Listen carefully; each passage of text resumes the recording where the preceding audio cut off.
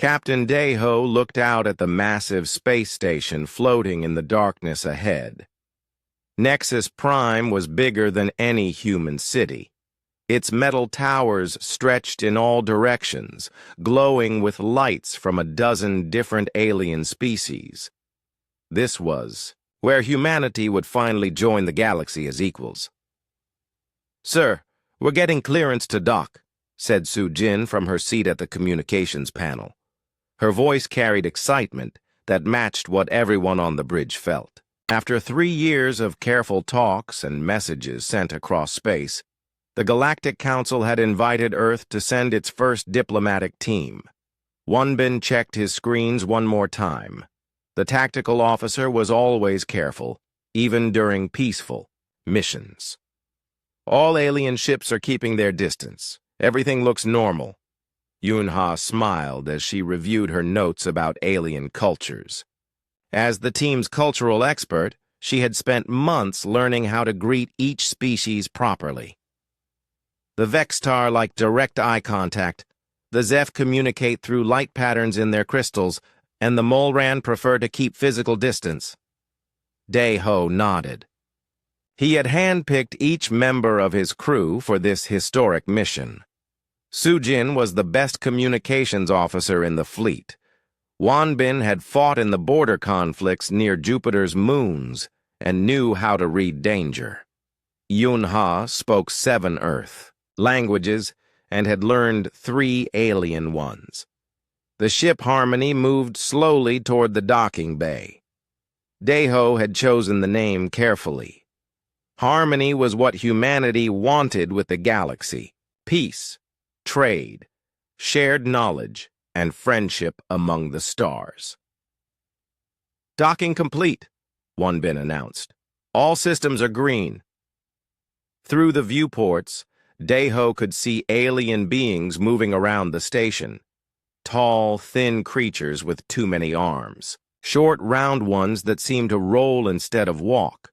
Others that looked like living crystals reflecting rainbow colors.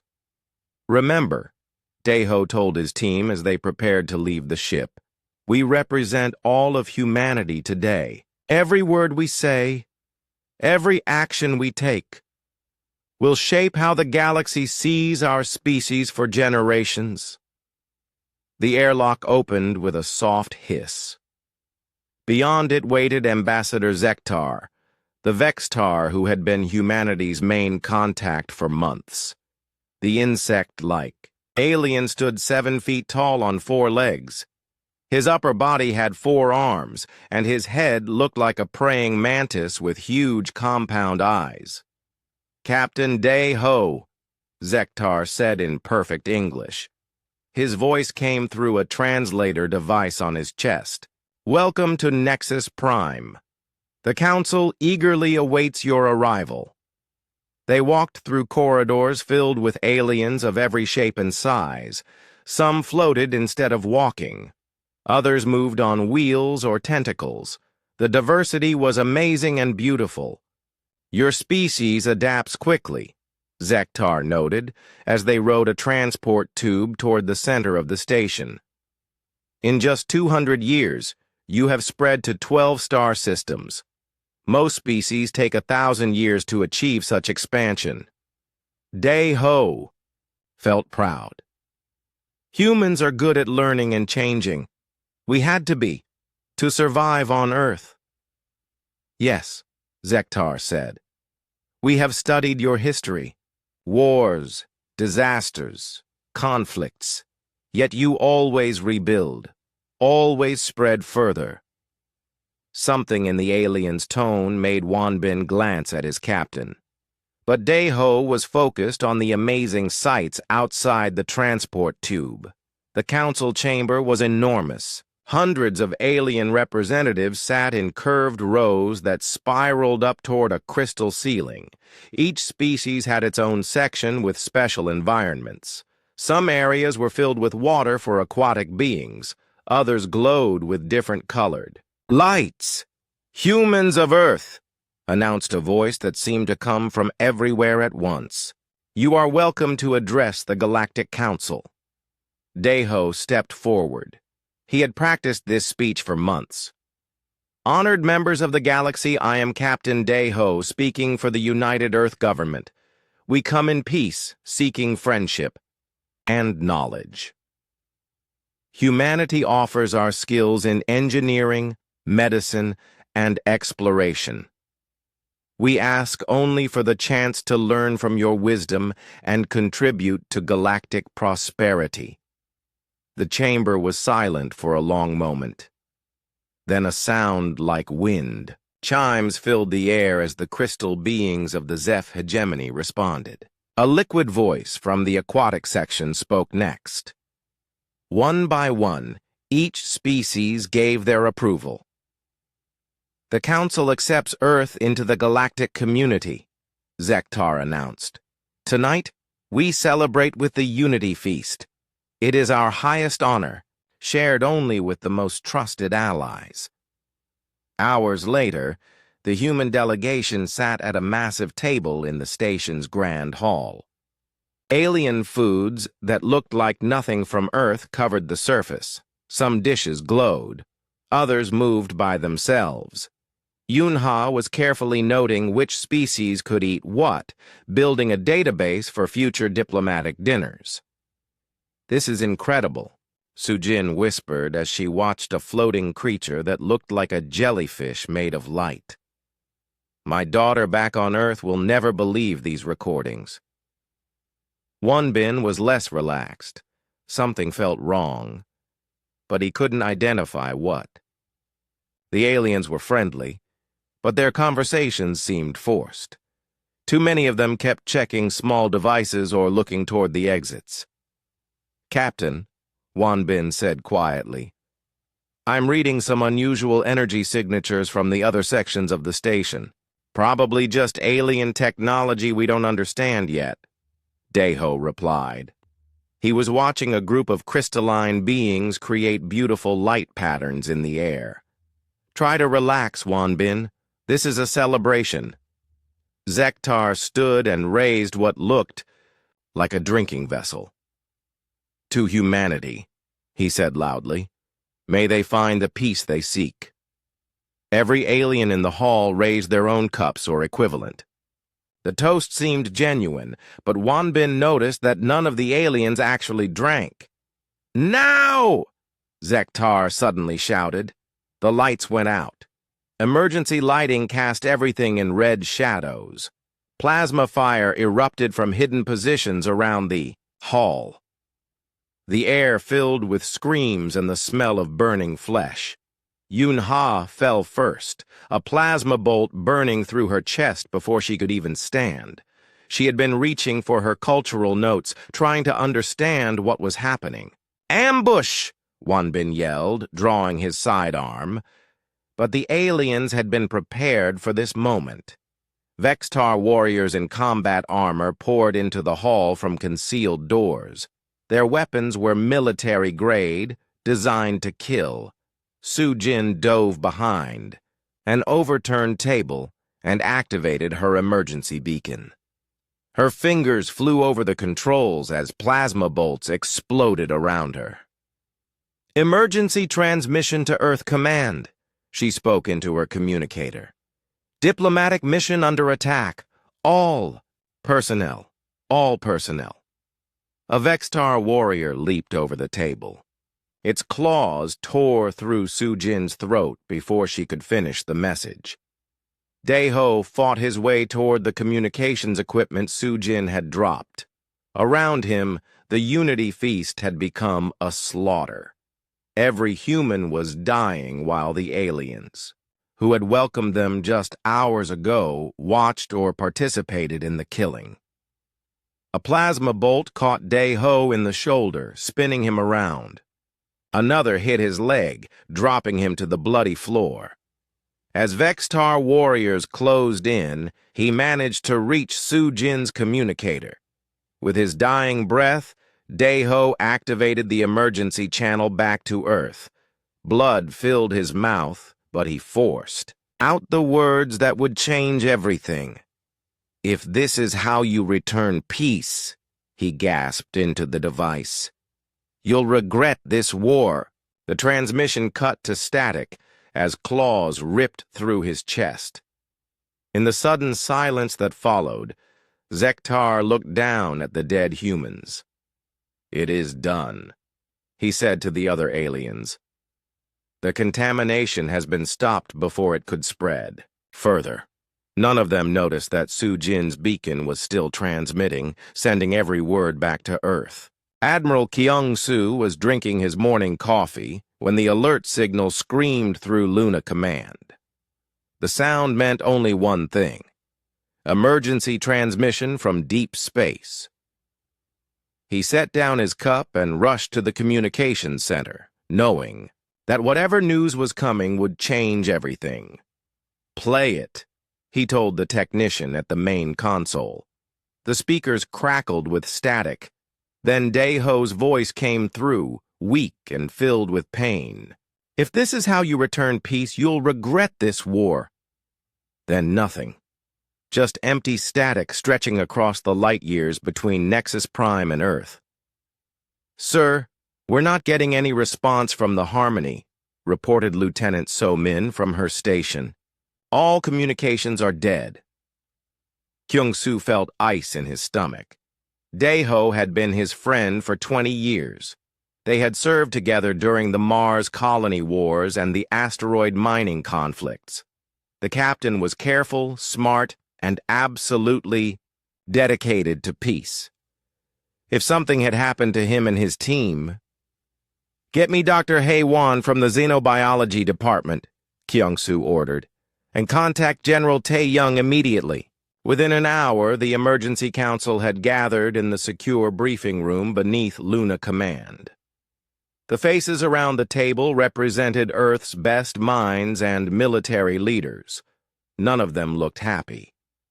Dr. Hae-won pulled up holographic displays, showing the partial data they had received before the transmission ended. "The energy signatures are consistent with military-grade plasma weapons," she said. "Multiple sources, coordinated fire. This wasn't an accident or a single attacker." General Tae-young leaned forward. His weathered face showed years of combat experience. "How many ships were at Nexus Prime?" "According to our last communication, at least 40 vessels from 12 different species," answered Intelligence Officer Sang-woo. "The station itself houses representatives from the entire Galactic Council." "So, if this was an attack," said Diplomat Mi-young, "it means multiple alien species worked together to kill our people." The room fell silent. Everyone understood what that meant. Humanity's first attempt at galactic diplomacy had ended in massacre. "Maybe there's another explanation," Mi-young continued. "A misunderstanding, or rogue elements acting without official approval. We should try to make contact again before we assume the worst." Sang-woo shook his head grimly. "Ma'am, with respect, we've been monitoring alien communications for months. Our translation programs have been getting better. 3 days ago, we intercepted a message from the Vextar Empire to the Zeph hegemony.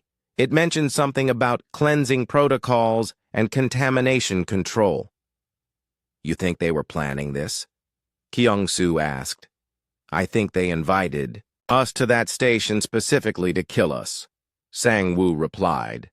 "The Unity Feast wasn't a celebration. It was an execution." Dr. Hae-won added more bad news. "We've lost contact with New Sol Colony in the Kepler system. Last transmission was 18 hours ago. Before that, Terra Nova went silent. The mining stations in the Proxima system stopped responding yesterday.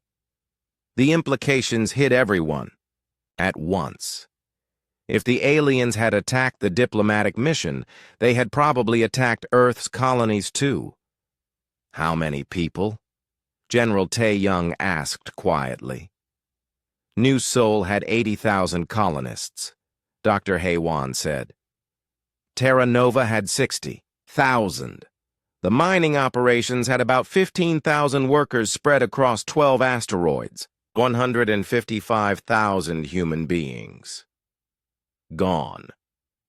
Admiral Kyung-soo stood up slowly. Send reconnaissance drones to every colony. I want to know what happened to our people. And activate the Deep Space Monitoring Network. If alien ships are heading toward Earth, I want to know about it. Sir, Mi-young said, shouldn't we try diplomatic contact first? If this was a misunderstanding, they killed our diplomats. Tae-young cut her off. They killed our colonists. What part of that sounds like a misunderstanding? But if we respond with military action, we'll be starting a war with species that have been traveling between stars for thousands of years. They have technology and weapons we can't imagine. Sang-woo pulled up a star map showing human space. Ma'am, the war already started. We just didn't know it until now. 2 days later, the reconnaissance drones sent back their reports. The images were worse than anyone had feared. New Seoul colony was gone. The entire city had been burned from orbit. Melted metal and glass covered what used to be streets and homes. There were no survivors. Terra Nova was a crater. Something had hit the planet with enough force to crack the crust. Lava flows covered the continents where children had played and families had built new lives. The mining stations were simply missing. Debris fields marked where human habitats had once orbited the asteroids. Someone had taken time to destroy every piece of human technology, every sign that people had ever been there. Admiral Kyung-soo watched the recordings in silence. Around him, the command staff tried to process what they were seeing. Complete annihilation. Not just military targets, but schools, hospitals, farms. Everything human had been wiped out with military precision. Total casualties? He finally asked. 155,000 confirmed dead, Dr. Hae-won replied. No survivors found at any location. General Tae-young was studying tactical displays. The attack patterns show coordination between multiple species. This wasn't random. Violence. They planned this campaign to eliminate every human presence outside the Sol system. But why? Mi-young asked. What did we do to threaten them? Dr. Hae-won had been analyzing alien communications intercepts. I think I know, she said, bringing up translated messages. They're afraid of us. Our expansion rate, our adaptability, our technology development. In 200 years, we went from a single planet to 12 star systems. Most alien species take over 1,000 years to achieve that kind of growth. So they see us as a threat to their dominance. Kyung-soo understood. More than that. They see us as a contamination that will spread across the galaxy if they don't stop us now. The room was quiet for a long moment. Everyone was thinking the same thing, but no one wanted to say it out loud. Finally, General Tae-young spoke. They're right to be afraid. Admiral Kyung-soo turned to face his officers. Contact all department heads. I want a full assessment of our military capabilities within 24 hours, and get me a secure line to the President. Sir, are we really going to war? Asked Lieutenant So-min Kyung-soo, looked at the images of destroyed colonies still playing on the main screen. Homes burned, children killed, families erased from existence. They already chose war, he said. Now they're going to learn what happens when you threaten humanity's survival. As the meeting ended and officers rushed to carry out orders, Sang-woo approached the Admiral privately. Sir, there's something else. Project Phoenix. Kyung-soo nodded grimly. I was hoping we'd never need it. It's time to wake up the sleeping giant, Sang-woo said. Outside the viewports of Luna Command, Earth hung in space like a blue jewel, beautiful, peaceful, and about to become the most dangerous planet in the galaxy. Deep beneath the mountains of Colorado, Dr. Do Hyun had been working on humanity's greatest secret for 5 years. Project Phoenix was supposed to be about deep space exploration and defensive technologies. What the galaxy didn't know was that humans had learned long ago to prepare for the worst while hoping for the best. "Admiral Kyung-soo is on the secure line," announced Engineer Ji-woo from her station. Around them, the underground facility hummed with activity as hundreds of scientists and technicians worked on projects that officially didn't exist. Do Hyun accepted the call. Kyung-soo's face appeared on the main screen, looking older than he had just days ago. "Doctor, I'm authorizing Protocol 7. Full activation of Phoenix assets." "Understood, Admiral. How long do we have?" "Reconnaissance drones show alien fleets massing at the edge of our space, maybe weeks before they arrive. Maybe days." Do Hyun nodded. "We'll be ready. Phoenix was designed for this scenario." The call ended, and Do Hyun turned to address his team.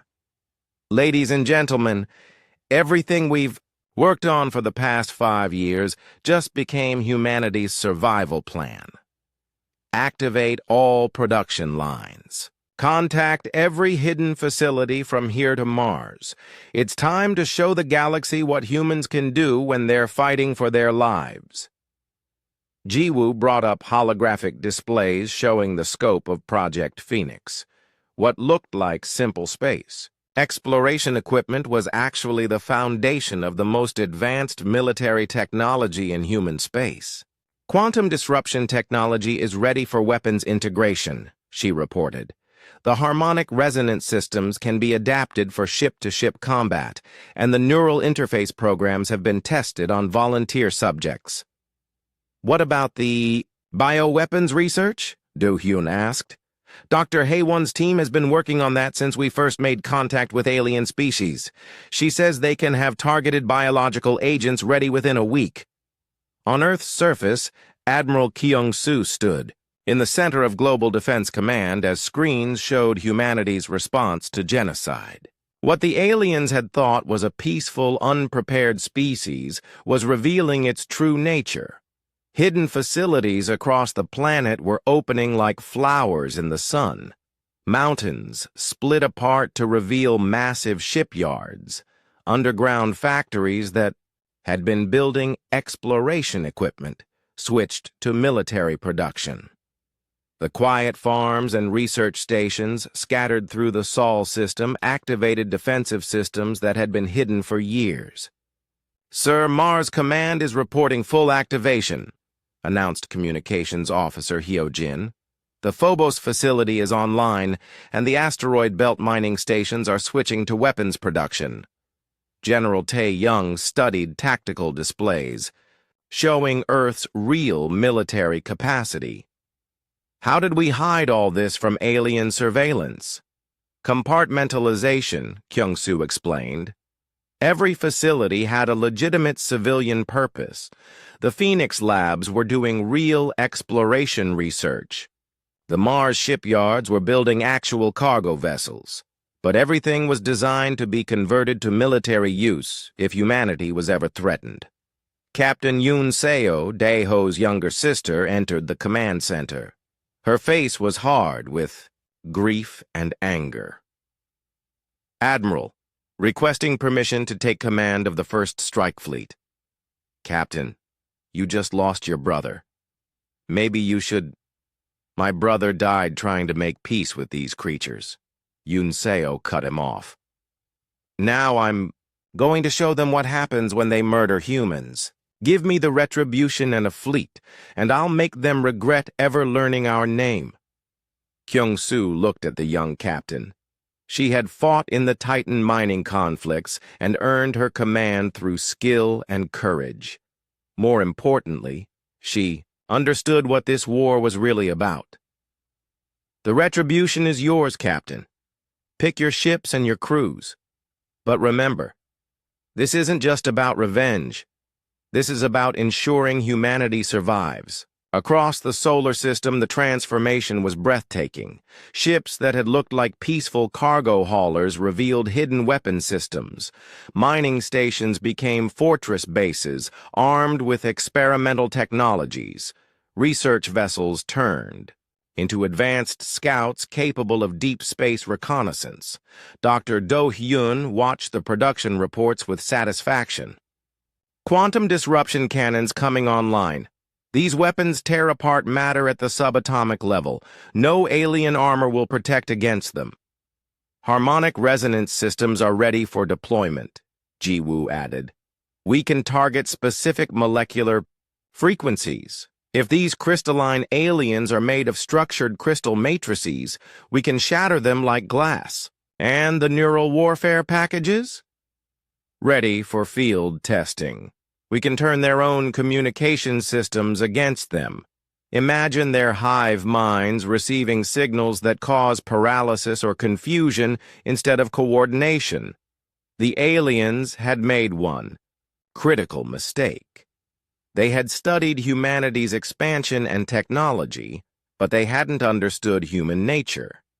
Humans had survived ice ages, world wars, plagues, and disasters that would have destroyed other species. They had learned to prepare for threats while maintaining hope for peace.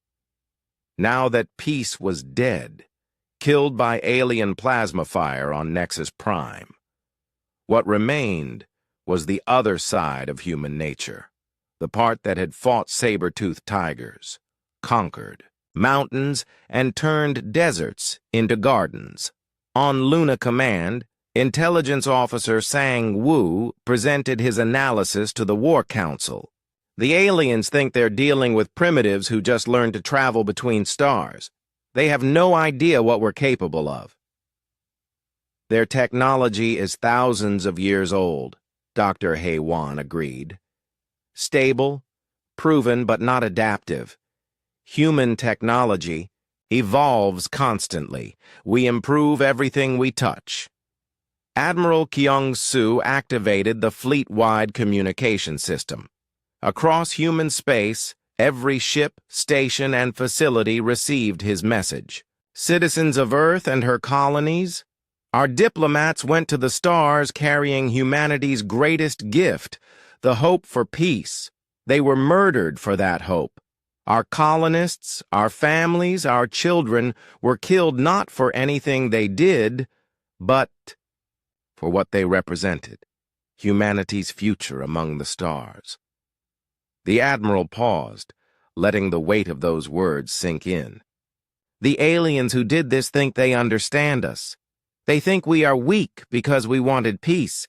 They think we are primitive because our technology is young. They think we are few because we have only existed in space for 200 years. Another pause. On every screen, Kyung-soo's face showed the calm determination that had carried humanity to the stars.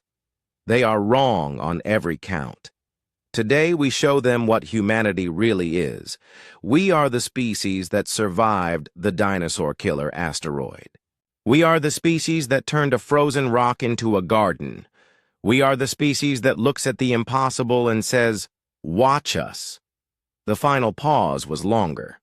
When Kyung-soo spoke again, his voice carried the promise of retribution. They wanted war. Now they have it. But this won't be the war they expected. This will be the war that teaches the galaxy why you never, ever threaten humanity's children. Across human space, ships began moving toward the edge of the system. The Retribution led the fleet, its hull black as space and its weapons glowing with quantum fire. Behind it came the Vengeance, the Wrath, and the No Quarter, names that told the galaxy exactly what humanity intended. Captain Yoon Seo stood on the bridge of the Retribution, watching the stars that had seemed so friendly just days ago. Now each point of light might hide an enemy ship. "Ma'am, all ships reporting ready," announced her tactical officer. "Then let's go introduce ourselves to our new neighbors," Yoon Seo said. "I think they're going to be very surprised to meet us." In the depths of space, humanity's first war fleet moved toward battle. Behind them, Earth continued its transformation from peaceful world to military powerhouse. The sleeping giant was fully awake now, and it was very, very angry. The Vextar forward outpost at Kepler 442 had been built to watch for human expansion. From this system, insectoid scouts could monitor 3 human colonies and report any military buildup. The base commander, war leader Zaktos, felt confident in his position. Humanity had shown no signs of advanced weapons during their diplomatic contacts. That confidence died when his sensors detected the approaching human fleet. Impossible, Zaktos clicked through his translator. These energy signatures are beyond anything in our intelligence reports. The human ships moved like nothing the Vextar had seen before. Instead of the slow, predictable patterns of most civilizations, they danced through space in complex formations that changed every few seconds. Their hulls were darker than space itself, making them hard to target.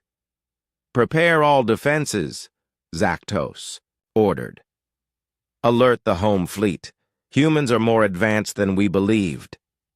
Captain Yunseo watched the alien base on her tactical display. It was built into an asteroid, with weapon platforms scattered around nearby rocks. Standard defensive layout, exactly what human intelligence had predicted. "Enemy base has powered weapons," reported her tactical officer. "Plasma cannons, particle beams, and what looks like missile systems." "Perfect," Yunseo said. "They're using exactly the weapons we designed our defenses against. All ships, engage with Pattern 7. Let's show them what quantum disruption can do." The Retribution fired first. The quantum disruption cannon didn't look like much, just a blue beam that seemed to bend space around it. But when it touched the asteroid base, something amazing happened. The rock simply came apart, breaking down into component atoms as the weapon disrupted molecular bonds. "Direct hit," announced Weapons Officer Minho. "The base structure is dissolving." Vextar ships poured out of hidden bays, their insectoid hulls gleaming with organic-looking armor. They moved fast, using their 4 wings for space maneuvering just like they would in atmosphere. But their tactics were thousands of years old, based on getting close enough for boarding actions. "Enemy ships closing to combat range," reported the tactical officer. "They're trying to surround us." "Let them come," Yunseo said. "Launch the boarding pods." What came out of the human ships wasn't what the Vextar expected. Instead of human soldiers, small robotic pods streaked toward the alien vessels. Each pod contained a neural warfare package designed specifically for insect-like hive minds. The pods attached to Vextar ships and began transmitting. Within seconds, the alien vessels started flying in circles, their crews confused by signals that turned their own communication systems against them. "Neural warfare is working," Minho reported. "Their ships are losing coordination." But Yunseo wanted to test everything. "Launch Marines. I want to see how our new equipment works in close combat." Lieutenant Seung Min led the first boarding team through space toward a disabled Vextar cruiser. His squad wore adaptive combat suits that had been developed in secret labs for years. The suits could analyze alien physiology and adjust weapons accordingly. "Remember," Seung Min told his team over the comm, "these are the ones who killed our diplomats. No prisoners unless they surrender immediately." The human Marines cut through the alien ship's hull like it was paper.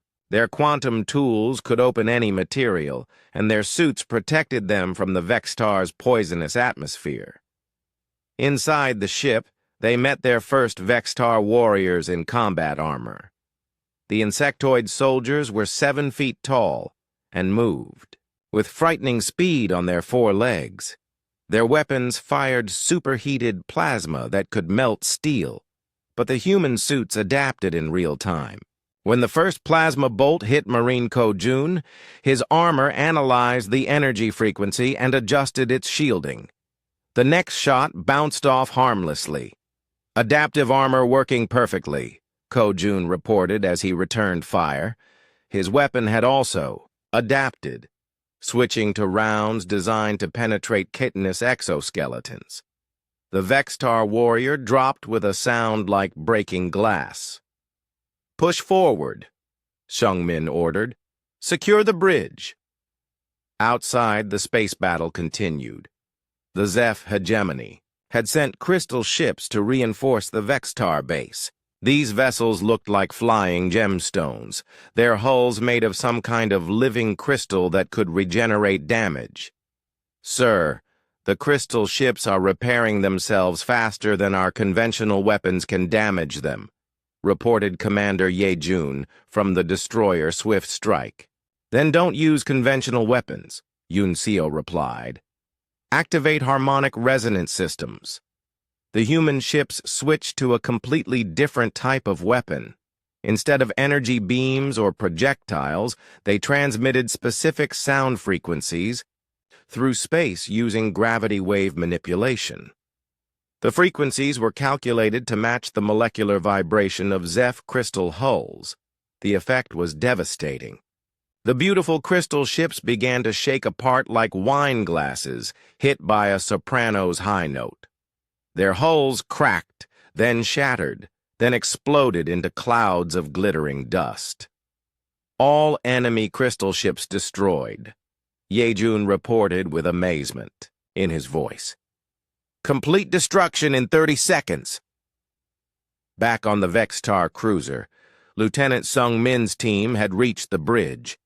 The insectoid crew was in chaos, their minds still scrambled by neural warfare signals. But war leader Zaktos had managed to resist the electronic attack. "Human creatures," he clicked aggressively, "you will die for your arrogance. The galaxy will crush your species like insects." Seung-min removed his helmet, showing his human face to the alien leader. "We're not the insects here." His weapon fired once. The shot was perfectly calculated by his suit's computer to penetrate Vextar biology without damaging the ship's systems. "Bridge secured," Seung-min reported. "All alien crew eliminated or captured." The battle was over in less than an hour. What should have been a difficult fight against an established alien base had become a demonstration of human technological superiority. The quantum weapons tore apart anything they touched. The neural warfare turned alien coordination into confusion. The adaptive armor made human marines nearly invulnerable. Captain Yoon-seo stood on her bridge, looking at the debris field that had been an alien military base. "Casualties?" "None, ma'am. A few minor injuries, but the adaptive armor protected." "Everyone! And alien casualties?" "Complete. No survivors at the base. We have 12 prisoners from the ships, all Vextar crew members." Yoon-seo activated the fleet communication system. "All ships prepare transmission to Earth Command. Full battle recordings, tactical analysis, and prisoner interrogation data." She paused, then added something that would become famous throughout. "Human space. Message to the galaxy.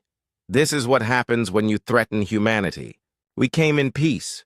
You chose war. Now you get to see what we're really capable of." The transmission was broadcast on all frequencies, making sure every alien listening post in the region would receive it. Along with the message went the battle. Recordings, showing human weapons that could tear apart matter at the subatomic level and turn alien advantages into fatal weaknesses. Dr. Do-hyun received the battle data at Phoenix Command and smiled for the first time in days. All systems performed beyond expectations. The aliens never knew what hit them. "What's our next target?" asked Ji-woo. The Zeph Hegemony Home Fleet. If we can break their crystal technology, the other aliens will start to understand what they're facing. Admiral Kyung-soo watched the battle recordings with satisfaction. Captain Yoon Seo has just sent a message to every alien species in the galaxy. Humanity is not the weak prey they expected. Intelligence Officer Sang Woo was already analyzing alien communications intercepts. Sir, we're detecting panic signals from multiple species. They're trying to figure out how we destroyed crystal ships so easily. Good, Kyung-soo said. Fear will make them careless. And when they're careless, they make mistakes. What kind of mistakes? The kind that let us hunt them down one by one until they understand that genocide has consequences. The first blood had been drawn, and it was alien. Humanity's war machine was just getting started. The emergency session of the Galactic Council was unlike anything in its 3,000-year history. Representatives from dozens of species filled the great chamber on Proxima Central, but instead of the usual calm debate, panic filled the air. The humans destroyed our forward base in less than an hour, war leader Zeknos of the Vextar Empire reported. His compound eyes showed fear that his species rarely felt. Their weapons are beyond our understanding. They turned our crystal allies into dust. The Zeph Primarch, a towering being of living crystal that reflected rainbow light, pulsed with angry red colors. Our ships were invincible. Nothing in the galaxy could harm our crystal hulls. Yet these humans made them sing until they shattered. High above the gathering, intelligence operative Boram hung from the chamber's crystal ceiling using advanced climbing gear. Her stealth suit made her invisible to most scanning systems, and her translation implants let her understand every word. The human contamination is spreading faster than we calculated, announced Speaker Veltar of the Molran Republic. They have shown military technology that rivals our greatest achievements, yet they have only been in space for 200 years. Which proves our decision was correct, replied Zeknos. They must be eliminated before they spread further. Across the galaxy. Boram listened carefully as the Council revealed the full scope of their genocide campaign. 12 species had participated in the attack on human diplomats and colonies. Each had provided ships, weapons, or intelligence for what they called Operation Cleansing. The next phase begins immediately, announced Council Leader Mordak. Complete sterilization of the Sol system. No human world can be allowed to survive. What about their new weapons? Asked a representative of the aquatic Neeltar Dominion. We will overwhelm them with numbers, Zeknos replied. Primitive humans cannot face the combined fleets of 12 civilizations. Their tricks will not save them from total annihilation. Boram had heard enough. She carefully made her way back through the station's air ducts and returned to her hidden ship. Within hours, her intelligence report was transmitted back to Earth Command. Admiral Kyung-soo read the report with cold anger. 12 species, they call our people contamination. Sir, we have their complete battle plan, reported Intelligence Officer Sang-woo. They're massing fleets from all participating species, combined strength of over 3,000 ships. Then we know exactly who needs to pay for genocide, Kyung-soo said. He activated the command center's main display, showing a star map of the local galaxy. Red markers appeared over 12 different regions of space. This is the retribution list, he announced to his staff. Every species that participated in murdering our people, every homeworld that supported the attack on our diplomats, every fleet base that launched ships against our colonies. General Tae-young studied the tactical situation. Sir, that's 12 civilizations spread across hundreds of star systems. Even with our new weapons, we don't have enough ships to attack them all simultaneously. We don't need to attack them all at once, Kyung-soo replied. We're going to hunt them one by one. Each species will watch their neighbors fall and know they're next. Captain Yoon Seo's fleet had already moved to their second target, the gas giant cities of the Airlos Collective. These aliens lived in floating platforms high in their world's toxic atmosphere, protected by massive storm systems they had learned to control. The intelligence reports were right, observed Science Officer Hae Rim as she analyzed the planet. Below, their cities float in the upper atmosphere powered by atmospheric processors. They use the storms as natural defenses. Then we'll turn their defenses against them, Yoon Seo said. Deploy the atmospheric modification pods. Engineer Chang Ho had designed the pods specifically for gas giant warfare. Instead of trying to fight through the storms, they would change the atmospheric chemistry to make the storms deadly to the aliens who controlled them. Pods deployed, reported Weapons Officer Min Ho. Atmospheric processors are responding to our signals. Below them, the planet's weather began to change. The storms that had protected Airlos cities for millennia turned toxic. Clouds that once brought clean energy became acid rain. Wind patterns shifted, smashing floating platforms into each other. We're receiving surrender signals from multiple cities, Communications Officer Jae Min announced. Tell them they should have thought about surrender before they helped murder our children, Yoon Seo replied. Continue atmospheric modification until all platforms are destroyed. The Airlos cities fell like leaves in a hurricane. Their atmospheric technology, perfected over thousands of years, became useless against human science that could rewrite the very air they breathed. Meanwhile, Captain Dongmin led a stealth fleet toward the dark worlds of the Umbrek Empire. These nocturnal aliens had built their civilization in the eternal night of tidally locked planets, where one side always faced away from their star. Their cities are on the dark side, powered by geothermal energy, reported Navigation Officer Soo Young. They've never had to deal with direct starlight.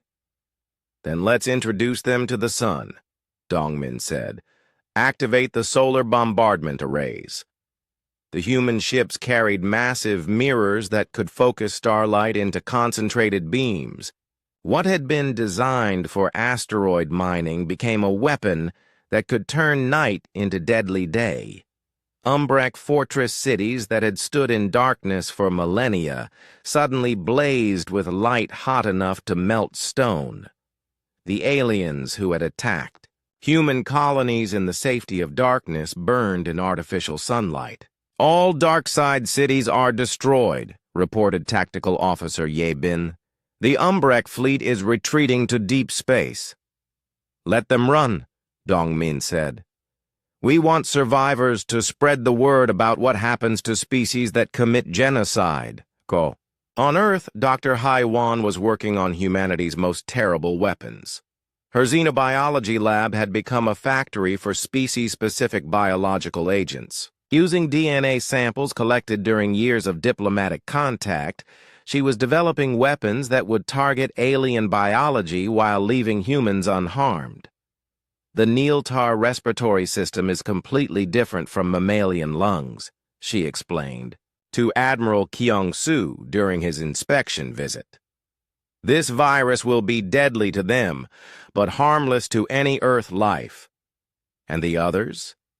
Each species gets its own custom-designed plague. Their different biologies make them vulnerable to different agents. The Vextar hive mind communication depends on specific brain chemicals. Disrupt those chemicals, and their entire civilization becomes paralyzed. Kyung-soo looked at the biological weapons with distaste. I hate that we're making these things. So do I, Haewon replied. But they chose to make this war about extinction. If it's going to be us or them, I choose us. Across human space, the war machine continued to grow. Every day brought new reports of alien defeats. The crystal ships of the Zeph shattered under harmonic weapons. The atmospheric cities of the Airlos burned in toxic storms. The dark fortresses of the Umber-Ek melted under artificial suns. Each victory was broadcast across the galaxy with the same message. This is the price of genocide. But not all aliens supported the Council's war. On the water world of Felmos, the mammalian Felhari had been enslaved by the Vextar for centuries. When they learned about humanity's fight for survival, they saw an opportunity for their own freedom. Ambassador Sunho received their secret communication while his diplomatic ship was hidden in an asteroid field. The Felhari leader, Elder Kim Ara, appeared on his screen with hope in her large dark eyes. "Humans of Earth," she said through a translation program, "my people have suffered under Vextar rule for 300 years. We know what it means to face extinction. If you will help us fight for freedom, we will help you fight for survival." Sunho smiled. Elder Kimara, humanity would be honored to have the Felhari as allies. Together we can show the galaxy that freedom is stronger than tyranny. The alliance was signed in secret, but its effects would soon spread across known space. Humanity was no longer alone in their war for survival. Other oppressed species were beginning to see that the Council's superior civilizations could be defeated. Admiral Kyung-soo received the alliance report with satisfaction. Good. When other aliens see that they can fight back against their oppressors, the Council will face revolution from within. "What's our next target?" asked General Tae-young. Kyung-soo pointed to a star system on the tactical display. "The Molran Republic." They provided the intelligence that let the Council plan the attack on our diplomats. Time to show them that information warfare has consequences. The hunt was just beginning, and humanity had many more lessons to teach the galaxy about. The price of genocide. The liberation of Felmos began at dawn on the water world's largest continent. Captain So-young's submarine fleet had traveled through the planet's deep oceans for 3 days, using sonar patterns learned from their new allies, the aquatic Ordan. Felhari. "Resistance cells are in position," reported Communications Officer Haijin from the command submarine Deep Strike. "They're ready to disable Vextar communication arrays on our signal." So-young studied the tactical display showing Vextar occupation forces. For 3 centuries, the insectoid empire had used Felhari slaves to mine rare minerals from the ocean floor. The mammalian aliens looked almost like humans, with fur instead of hair and larger eyes adapted for underwater work. "Remember," So-young told her crew, "our mission is to liberate allies, not conquer territory. The Felhari know their world better than we do. We follow their lead." Elder Kimara's voice came through the communicator from her hidden resistance base. "Human friends, Vextar forces are concentrated at the 7 major mining platforms. If we can destroy those, we cut off their ability to exploit our people." "Understood, Elder. Beginning attack run on Platform 1. The human submarines rose from the deep trenches like metal whales, their hulls adapted with Ordan bioacoustic technology. The sounds they made confused Vextar sensors, making the subs seem like harmless sea creatures until they fired. Quantum. Torpedoes struck the first mining platform from below. The Vextar guards never saw the attack coming. The platform's supports dissolved at the molecular level, dropping the entire structure into the ocean depths. "Platform 1 is down," reported Tactical Officer Wu Jin. Felhari workers are evacuating to safety. Across the planet, similar strikes hit every Vextar installation. The occupying forces found themselves under attack from both human technology and Felhari resistance fighters who knew every cave and current on their world. "This is War Leader Zixnull," came a panicked transmission from the main Vextar base. "We are under coordinated attack. Request immediate reinforcement." But reinforcements weren't coming. The Vextar fleet in orbit was dealing with their own problems as human ships appeared from behind the planet's moons. The Ordan had provided intelligence about underwater approach routes that let Captain Yunseo's fleet get into perfect attack position. "All enemy orbital platforms destroyed," Yunseo reported to So Young. "Felmos is free." The celebration that followed was unlike anything humans had seen. Felhari families emerged from underwater cities where they had hidden for generations. Their songs of freedom carried through the water, translated by human computers into sounds of pure joy. Ambassador Sunho met with Elder Kim Ara in the newly liberated capital of Felmos. The Felhari leader was small by human standards, but her presence filled the room with dignity earned through centuries of resistance. "Your people have given mine something we thought was lost forever," she said. "Hope. The galaxy has many oppressed species," Sunho replied. "With your help, we can free them all." "The Ordan have already agreed to join our alliance," Kimara reported. "Their ocean ships are sharing intelligence about Council fleet movements. And there are others." She activated a holographic star map showing species throughout the galaxy. The Kormani were enslaved by the Zeph hegemony. The Telvoran colonies were conquered by the Molran Republic. For every species that sits on the Council, there are 3 others who suffer under their rule. Sunho smiled. "Then it's time to turn the Council's empire against itself." Meanwhile, on Earth, Dr. Minseo was working with Felhari scientists on humanity's greatest breakthrough yet. The quantum entanglement communication system would allow real-time coordination across the entire galaxy. Felhari neural patterns are compatible with our quantum interface technology, she explained, to Admiral Kyung-soo. "They can help us create a communication network that the Council can't intercept or jam. How fast can you deploy it?" "With Felhari help, we can have quantum communicators on every human ship within a month. Our fleets will be able to coordinate instantly across thousands of light years." The technology went beyond just communication. Felhari minds could process quantum data in ways that enhanced human tactical systems. Working together, the allied species created weapons and defenses that neither could have developed alone. "Sir," reported Intelligence Officer Sang-woo, "we're receiving intelligence from Ordan deep space monitors. The Council is massing their largest fleet ever, over 5,000 ships heading for the Sol system." "Expected," Kyung-soo replied. "How long before they arrive?" 6 weeks, maybe 7. "Perfect. That gives us time to spring our trap." The trap was ambitious beyond anything humans had attempted before.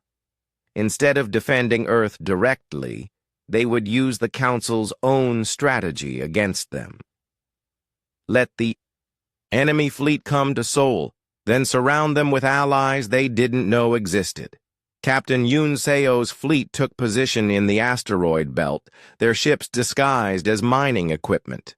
Captain So Young's submarines hid in Europa's ocean. Captain Dongmin's stealth fleet waited in the shadow of Jupiter's moons. But the real surprise was what Earth had become. Dr. Do-hyun stood in the upgraded Phoenix Command Center, watching displays that showed the planet's complete transformation. "Planetary defense grid is online.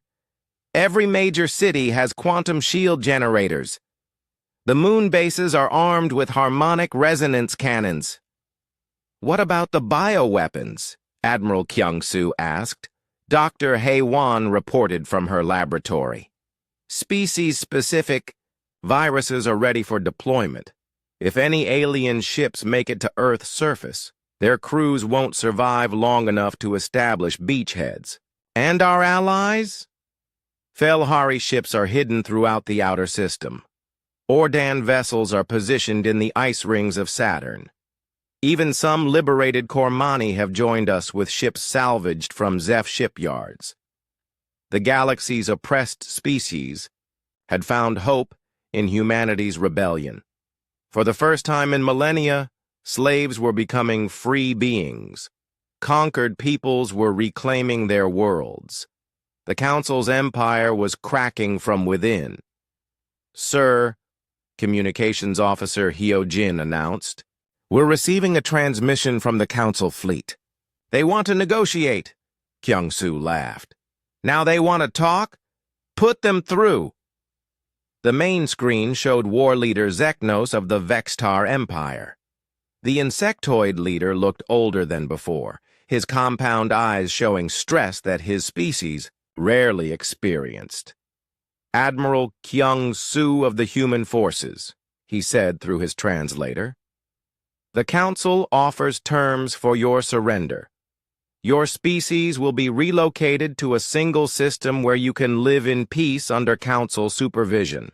"Supervision?" Kyung-soo replied. "You mean slavery. You cannot win against the combined fleets of 12 civilizations. Your resistance only prolongs the suffering." "Let me show you something," Kyung-soo said. He activated displays showing human victories across the galaxy, burning airless cities, shattered Zeph crystal fleets, liberated worlds where former slaves now fought alongside human forces. "This is what happens when you underestimate humanity," he continued. "We don't just fight for survival. We fight for freedom. Our freedom and the freedom of every species you've oppressed." Zeknos's compound eyes widened as he saw the scope of the rebellion. "Impossible. Our intelligence showed no such alliance. Your intelligence showed what we wanted you to see. Come to Seoul, war leader. Come with all your ships and all your allies. Let's settle this once and for all." The transmission ended, leaving the Council fleet commander to contemplate what he had just learned. The humans weren't just fighting for their own survival. They were leading a galactic revolution. Elder Kimura's voice came through the quantum communicator from her flagship. "Human friends, Felhari vessels are in position. We are ready to show the Council what freedom looks like," Ordan Admiral Mershan reported next. "Deep space monitors confirm Council fleet approach. They still don't know we're here." Finally, Captain Yoon Seo checked in from the asteroid belt. "All human fleets ready for battle. Whatever happens next, they're going to regret ever hearing." The word human. Admiral Kyung-soo looked out at Earth through the command center's viewports. The blue planet had become the center of a revolution that was spreading across the galaxy. Oppressed species everywhere were rising up, inspired by humanity's refusal to accept extinction. "All units, prepare for the Battle of Seoul," he announced. "Today we show the galaxy that freedom is stronger than tyranny, that hope is more powerful than fear, and that no one, ever, threatens humanity's children and lives to regret it." The greatest space battle in galactic history was about to begin, and this time humanity wouldn't be fighting alone. The Council fleet emerged from hyperspace at the edge of the Sol system like a storm of metal and fury. 5,000 ships from 12 different civilizations spread across space in the largest military formation the galaxy had ever seen. At its center rode the Vextar Queen's personal dreadnought, Hive's Wrath, a massive vessel that had conquered 100 worlds. War leader Zeknos stood before the queen in the ship's throne chamber, his compound eyes reflecting the tactical displays that showed the approaching battle. Your Majesty, human forces appear minimal. Sensors detect only standard defensive positions around their homeworld. Queen Velgzara clicked her approval with 4 arms, while her 2 lower arms worked control interfaces. She was the largest Vextar, alive, standing nearly 10 feet tall with a carapace that gleamed like black metal. Good. We will make an example of this system that will echo across the galaxy for 1,000 years. What the Council fleet couldn't see were the Allied ships hidden throughout the solar system. Felhari vessels waited in Jupiter's asteroid rings, their hulls disguised as mining equipment. Ordan ships lurked in Saturn's ice fields, invisible to conventional sensors. Former Zeph slaves piloted salvaged crystal ships from positions behind Uranus's moons. Admiral Kyung-Soo watched the enemy formation from his command center on Luna. The orbital fortress Terra Shield bristled with weapons that had been built in secret for years. Around Earth, defensive platforms that looked like communication satellites revealed their true nature as shield generators and weapon arrays. Enemy fleet is maintaining standard attack formation, reported Tactical Officer Won-Sik. They're treating this like a conventional planetary assault. Perfect, Kyung-Soo replied. They still don't understand what they're facing. All units maintain concealment until they're fully committed. The Council fleet moved deeper into the Sol system, their massive ships confident in their overwhelming numbers. The Zeph Primarch's crystal flagship, Eternal Shard, led the crystalline ships in perfect geometric formations. Behind them came the gas giant vessels of the Aerlos, their atmospheric processors ready to poison any world they couldn't conquer. Captain Yoon Seo waited in the asteroid belt aboard the Retribution, watching enemy ships pass within weapons. Range? Her tactical display showed thousands of targets, but discipline kept her from firing early. "Ma'am, enemy vanguard is approaching Mars," reported her weapons officer. "We could take out their scouts now." "Patience," Yoon Seo replied. "Let them see what they expect to see. When they realize the truth, it will be too late." The Council's plan was simple and brutal. Destroy Earth's orbital defenses, then use Planet Killer. Weapons to crack the world open. Any humans who survived would be hunted down and eliminated. The message to the galaxy would be clear. Rebellion against the Council meant extinction. But as the fleet approached Earth, Admiral Kyung-Soo activated humanity's first surprise. Gravitational anchors deploy, hidden throughout the inner solar system. Devices that had been disguised as scientific instruments came online. They had been built using technology reverse-engineered from the Council's own planet-killer weapons, but with one crucial difference. Instead of destroying worlds, they created gravitational fields that could trap entire fleets. "What is happening?" Queen Velgzara demanded as her flagship suddenly lurched sideways. "We are caught in some kind of gravitational anomaly. The Council fleet found itself pulled into a massive gravity well centered on Earth's orbit. Ships that tried to escape were dragged back toward the planet they had come to destroy. Smaller vessels were crushed as gravitational forces exceeded their structural limits. It's a trap, Zeknos realized. The humans have turned our own planet-killer technology against us." That was when the real battle began. "All Allied units, attack now," Admiral Kyung-Soo commanded. From their hiding places throughout the solar system, the Liberation Fleet revealed itself. Felhari ships erupted from the asteroid belt, their weapons designed to exploit Vextar weaknesses learned during centuries of slavery. Ordan vessels rose from Saturn's rings, their bioacoustic weapons jamming Council communications. But the greatest surprise came from Earth itself. The planet that the Council had expected to find defenseless blazed with weapon fire as hidden military installations revealed themselves. Mountains split open to show massive railguns. Ocean cities launched swarms of quantum torpedoes. The moon transformed from a peaceful satellite into a fortress, bristling with harmonic resonance cannons. Impossible, breathed the Zeph Primarch, as his crystal ships faced weapons specifically designed to shatter their hulls. How did primitives develop such technology? Captain So Young's submarine fleet struck from Europa, their ships enhanced with Ordan biotechnology that let them operate in space as easily as underwater. They targeted the Airlos atmospheric ships, turning the aliens' own gas processing systems against them.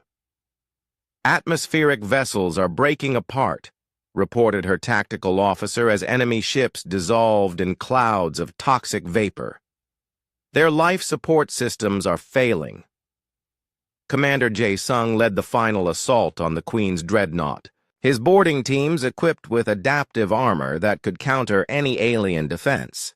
They cut through the massive ship's hull like surgeons, targeting specific systems with precision strikes. Inside the Hive's wrath, Vexatar warriors fought desperately to protect their queen, but human weapons had been designed specifically to penetrate their chitinous armor and disrupt their hive mind communication. The bridge, Jae-sung ordered his Marines. End this war. They found Queen Velxara in her throne chamber, surrounded by the bodies of her guards. The massive insectoid ruler was wounded but still dangerous, her 4 arms wielding plasma weapons with deadly skill. "Human vermin," she hissed through her translator. "You cannot comprehend what you have done. The galaxy will never accept your kind among the civilized species." Jae-sung removed his helmet, showing his face to the dying queen. "We're not asking for acceptance. We're demanding respect." His weapon fired once, a quantum pulse designed specifically for Vexatar biology. The queen's massive form crumpled as her nervous system failed. "Your Majesty?" Zeknos whispered as he crawled toward his fallen ruler. "What? What are these humans?" "We are what you made us," Jae-sung replied. "You wanted war. We gave you war. You wanted extinction. We chose to give it to you instead." Throughout the solar system, the battle raged for 6 hours before ending in complete Council defeat. Of the 5,000 ships that had entered Sol, fewer than 300 escaped. The rest were destroyed or captured by the Allied fleet. The planet-killer weapons that were supposed to crack Earth open became metal debris floating in space. The Council's most advanced technology had been turned against them by species they had dismissed as primitive or enslaved. "All enemy vessels destroyed or retreating," reported Captain Yoon Seo from the Retribution. "Sol system is secure." Admiral Kyung-soo activated the galaxy-wide communication array, broadcasting to every species within 100 light years. "This is Admiral Kyung-soo of the Human Liberation Fleet. Today, tyranny died in the Sol system. To any species listening, the choice is yours. Join us in building a galaxy based on freedom and mutual respect, or share the fate of those who chose oppression." The message was accompanied by recordings of the battle, showing Council ships destroyed by the very weapons and allies they had dismissed. Across the galaxy, oppressed species watched their former masters defeated by primitives who had only existed in space for 2 centuries. On the bridge of her flagship, Elder Kim Ara spoke for all the liberated peoples. "Human friends, today you gave the galaxy something it has not known for millennia: hope." Ordan Admiral Mershan agreed from his bioship. The council thought they were ending a contamination. Instead, they have planted the seeds of revolution on every world they ever conquered. Dr. Do-hyun watched the battle reports from Phoenix Command with satisfaction. Every system performed beyond expectations. The gravitational anchors, the harmonic weapons, the adaptive defenses. We didn't just win this battle. We rewrote the rules of galactic warfare. "What's our next move?" asked Engineer Ji-woo. "Rebuilding," Admiral Kyung-soo replied from Luna Command. "Not just human space, but the entire galaxy. The Council's empire is broken. Now we help every species build something better." The Battle of Sol was over, but its effects would reshape the galaxy for generations. Humanity had proven that technological superiority meant nothing without the will to fight for freedom. More importantly, they had shown that no species, no matter how advanced or numerous, could stand against the combined force of those who refused to accept oppression. The Council's last stand had become the first day of a new galactic age, one where freedom mattered more than ancient power, and where the smallest species could challenge the greatest empire if they had the courage to try. In the wreckage of the Queen's dreadnought, war leader Zeknos sent a final transmission to the scattered remains of the Council fleet. "Do not return. The humans have become something beyond our understanding. The galaxy belongs to them now. He was both right and wrong. The galaxy didn't belong to humanity alone. It belonged to every species willing to fight for freedom, guided by the example of a young civilization that had chosen to resist extinction rather than accept it." 1 year after the Battle of Sol, Captain Yoon Seo stood in the rebuilt chambers of the former Galactic Council. The Great Hall on Proxima Central had been transformed from a place of oppression into a symbol of liberation. Where once 12 species had ruled over hundreds, now representatives from every free world in the galaxy gathered as equals. The surviving council species knelt before her, but not in defeat. They knelt in acknowledgement of what humanity had accomplished and what they themselves had failed to understand. The galaxy had changed, and they were learning to change with it. "Rise," Yoon Seo said to the former council members. "We didn't fight this war to make you bow. We fought it to make sure no one has to bow again." War leader Zeknos, one of the few high-ranking Vextar to survive the war, clicked nervously through his translator. "Captain Yoon Seo, my people accept the terms of the Human Accord. We will comply with all requirements for species rehabilitation." The Human Accord was humanity's gift to the galaxy, a new set of laws that would prevent another genocide. Any species that committed mass murder against another faced immediate intervention by the peace enforcement fleet. But more importantly, every world was guaranteed the right to self-determination, free from outside conquest or control. "Your compliance isn't what matters," Yoon Seo replied. "Your understanding is. Do you understand why we fought?" Zeknos's compound eyes reflected the hall's lights as he considered the question. "You fought because we threatened your survival. We fought because you murdered children," Yoon Seo corrected. "Because you turned a celebration of peace into a slaughter. Because you decided that might makes right." She gestured to the other beings in the hall. Felhari representatives sat with their former Vextar masters, working together on reconstruction plans. Ordan delegates shared deep space intelligence with species that had once ignored their existence. Former slaves and former masters were learning to become allies. "Look around you," Yoon Seo continued. "Every species in this hall has something to contribute. The Vextar are excellent engineers when they're not conquering worlds. The Zeph create, Beautiful art when they're not building weapons? The Airlos understand atmospheric science better than anyone. Admiral Dongwu, formerly Lieutenant Seung-min, entered the hall with his Peace Enforcement Fleet status report. The young officer had been promoted rapidly during the war, proving himself in combat and diplomacy alike. "Ma'am," the fleet reports, "all sectors secure," he announced. "The Cormani homeworld has been liberated from the last Zeph holdouts. The Telvaran colonies have established their new government, and the former Molran slave worlds are requesting membership in the Galactic Alliance."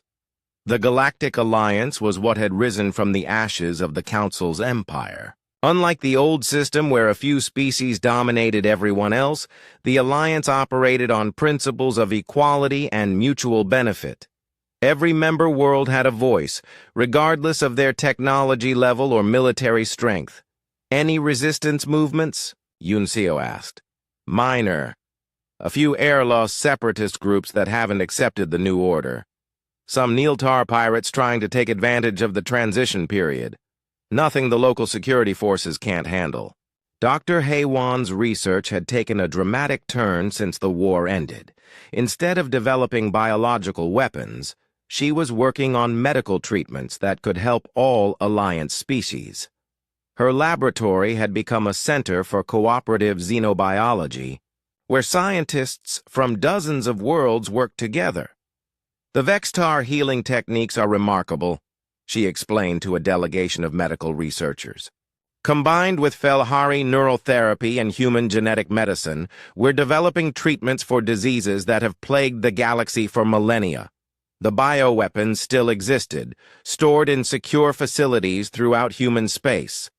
But they served a different purpose now. A reminder to any species that might consider another cleansing that humanity was prepared to respond with devastating force." Elder Kimara had become the Alliance's first Secretary of Liberation, tasked with identifying and helping oppressed species throughout the galaxy. Her office received hundreds of requests for assistance every month from peoples who had learned that freedom was possible. "The Kintar in the Outer Rim are asking for help against their Garneth masters," she reported to the Alliance Council. "The underwater cities of Marilanda want protection from surface dwellers who treat them as animals." "Approved," Yunseo said without hesitation. "Dispatch peacekeeping forces to both systems. The days of slavery and oppression are over." Ambassador Sun Ho had established the Alliance Diplomatic Corps, which operated on principles completely different from the old council system. Instead of negotiating from positions of strength, Alliance diplomats worked to find solutions that benefited all parties. The former Molran Republic is struggling with the transition to democracy, he reported. "Their people have lived under authoritarian rule for so long, they don't know how to govern themselves." "Send advisory teams," Yunseo replied. "Not to rule them, but to teach them. Every species has the right to determine their own government." So, transformation wasn't always easy. Some species struggled with concepts like individual rights and democratic participation. Others tried to exploit the new freedoms for personal gain. But the Alliance had learned from humanity's example. Freedom required vigilance and sometimes required force to protect it. Captain So Young commanded the rapid response fleets that dealt with the most serious problems. Her ships patrolled the space lanes, ensuring that the strong couldn't prey on the weak. "Ma'am, we've received a distress call from the Freyjan system," reported her communications officer.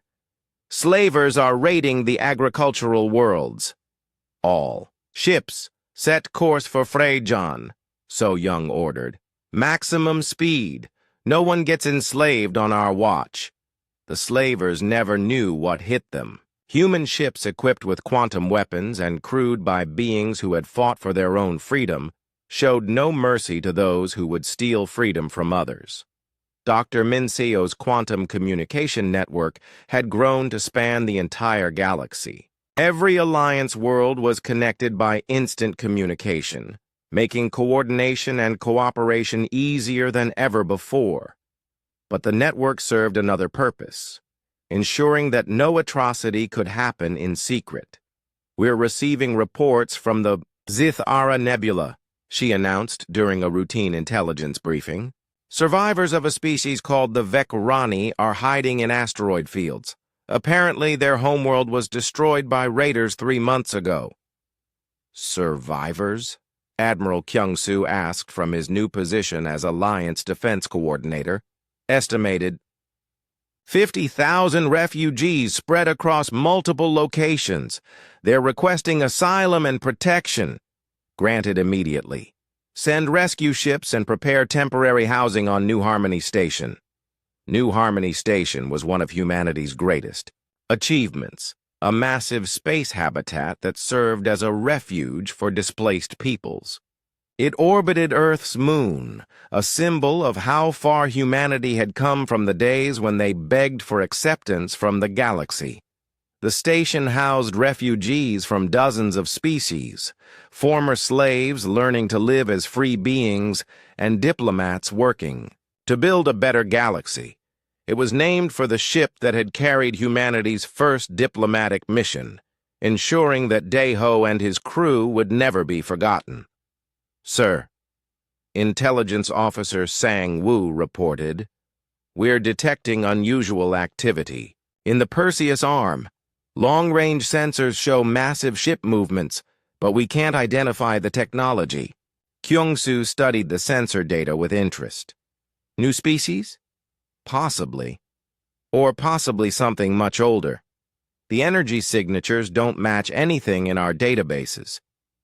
Dispatch an exploration fleet. If there are new civilizations out there, we need to make contact before they make the same mistakes the Council did." The exploration fleet departed 3 days later, led by Captain Ji-won, a veteran of the Liberation Wars who understood both the promise and danger of first contact. Her ships carried the latest diplomatic protocols, but they also carried weapons capable of defending themselves if peaceful contact proved impossible. "Remember," Kyung-soo told her before departure, "we extend the hand of friendship first. But if that hand is bitten, we respond with the full force of the Alliance." Back in the Alliance chambers, the annual memorial ceremony was beginning. Every year on this date, representatives from across the galaxy gathered to remember the victims of the Council's genocide, the diplomats who died seeking peace, the colonists who were murdered in their homes, the children who never had a chance to grow up. Yunseo stood before the memorial wall, where the names of every human victim were inscribed in crystal that would last forever. At the center was Captain Daeho's final transmission, playing on an endless loop. "If this is how you return peace, you'll regret this war." They did regret it, she said softly to her brother's memory, but not for the reasons they expected. Elder Kimara joined her at the memorial. "Your brother would be proud of what humanity has accomplished. He would be proud of what we all accomplished together," Yunseo replied. "This was never just about human revenge. It was about showing the galaxy that there's a better way.